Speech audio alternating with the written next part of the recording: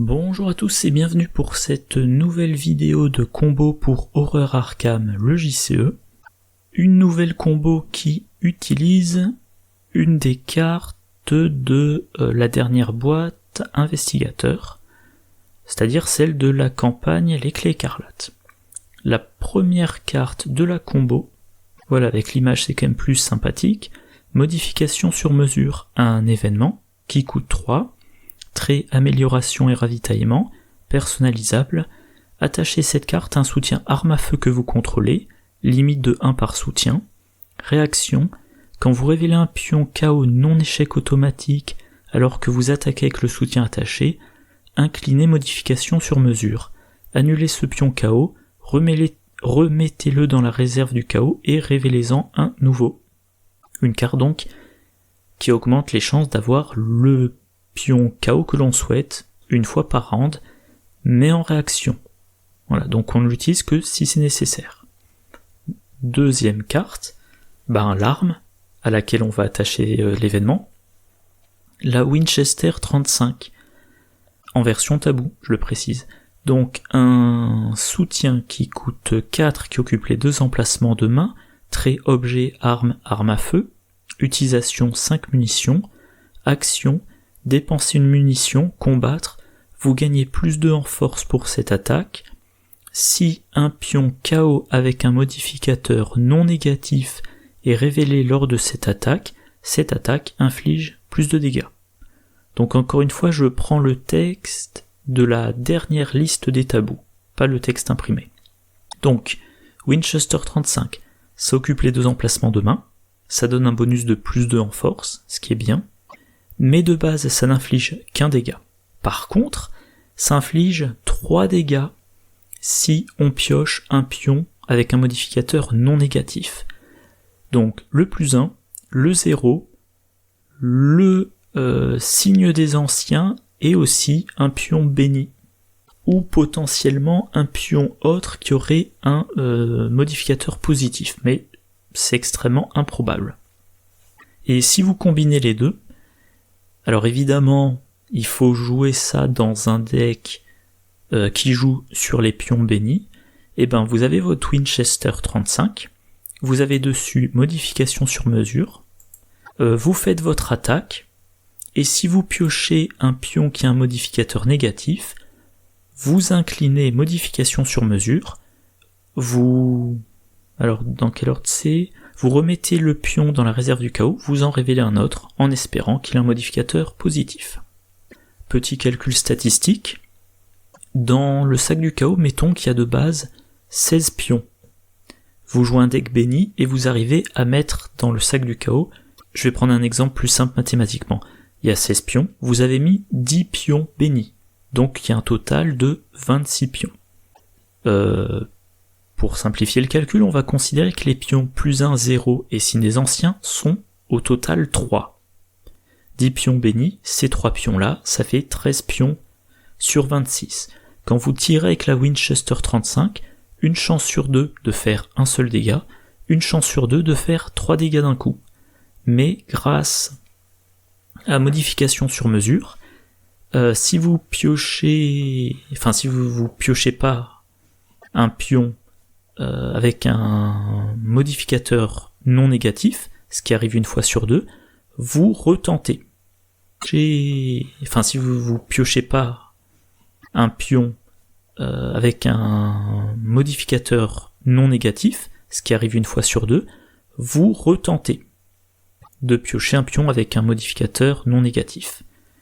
Donc maintenant la probabilité d'échec, c'est si on échoue, et qu'on échoue à la reprise. Et rappel, la modification sur mesure, c'est une réaction.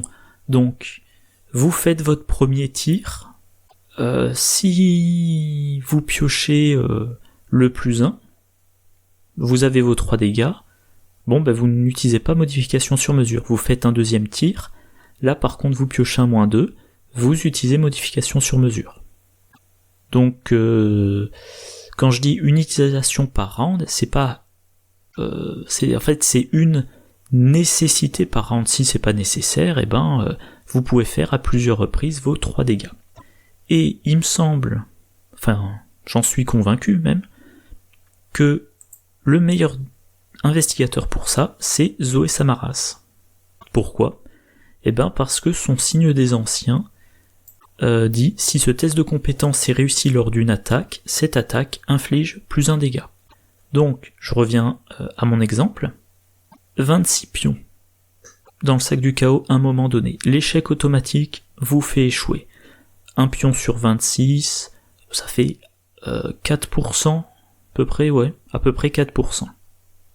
Ensuite, vous avez les pions du -4 au -1, incluant les pions spéciaux négatifs, qui soit vous permettent quand même de réussir le test, soit éventuellement vous font échouer si vous n'avez pas monté assez haut votre compétence. Mais si vous réussissez, vous n'infligez qu'un dégât.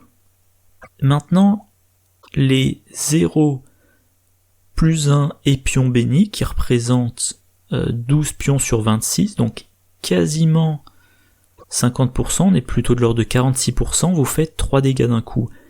Et le pion béni, 4% de chance de le piocher, ça vous fait 4 dégâts. Le dégât de base de la Winchester, les 2 dégâts parce que le modificateur est non négatif, et le 4e dégât du signe des anciens de Zoé Samaras.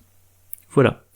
En plus, on peut rappeler que, vu les règles de construction de deck de Zoé Samaras, elle a accès aux cartes mystiques de niveau 0.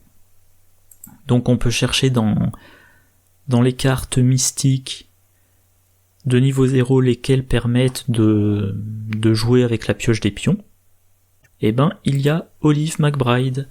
Vous devez révéler un pion KO. Vous inclinez Olive McBride, vous en révélez 3. Au lieu de 1, vous en choisissez 2 et vous à résoudre et vous ignorez le 3e. Et sur les 2, donc 2 pions à résoudre, et là c'est quoi la formule ? Quand vous en révélez un. Donc un des 3 peut être remis dans la réserve du chaos et repioché pour encore une fois maximiser les chances, je vais y arriver, d'avoir un pion avec un modificateur non négatif. Alors en tant que carte gardien, Zoé Samaras a aussi accès à Nkosi Mabati. Quand on le fait entrer en jeu, on nomme un pion KO avec un symbole autre que le signe des anciens. Donc là, on va nommer le symbole béni.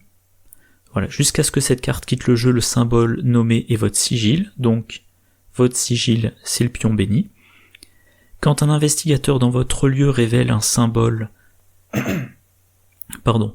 cultiste, tablette ou chose ancienne, vous inclinez Nkosi Mabati, vous cherchez votre sigil dans la réserve du chaos et vous le révélez à la place. Vous renvoyez l'autre pion dans la réserve du chaos.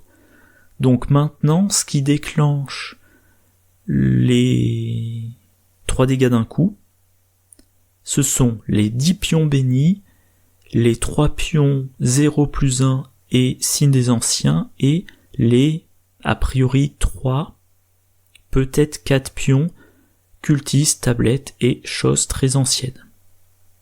Donc on dépasse le cap des 50%, en rappelant toujours que, il y a la possibilité, avec modification sur mesure, de remplacer le pion. Donc, vous faites votre attaque, vous piochez le -4, ça vous arrange pas, vous inclinez modification sur mesure, vous remettez le -4 dans le sac du chaos, vous sortez un pion, c'est un cultiste, vous inclinez Nkosi Mabati, vous allez chercher dans le sac du chaos un pion béni, vous remettez le cultiste dans le sac du chaos, vous dites je résous le pion béni, qui est un modificateur 2 plus 2, donc, qu'est-ce que j'allais dire ? Oui. Donc 3 dégâts de la Winchester. Voilà. Et bien évidemment, si vous jouez un deck béni, dans votre deck vous mettez faveur du soleil. Donc si vous voulez avoir la certitude de faire plein de dégâts pendant votre tour, sur une de vos actions, vous retirez un pion béni de faveur du soleil, vous faites vos 3 dégâts, et sur vos 2 attaques suivantes, vous tentez votre chance avec la pioche dans le sac du chaos et modification sur mesure. Voilà. Bon bah c'est tout pour cette vidéo. On se retrouve normalement pour la prochaine vidéo de combo dans 15 jours. Moi d'ici là je vous souhaite une bonne journée, une bonne soirée, de bonnes parties, et je vous dis à la prochaine. Au revoir.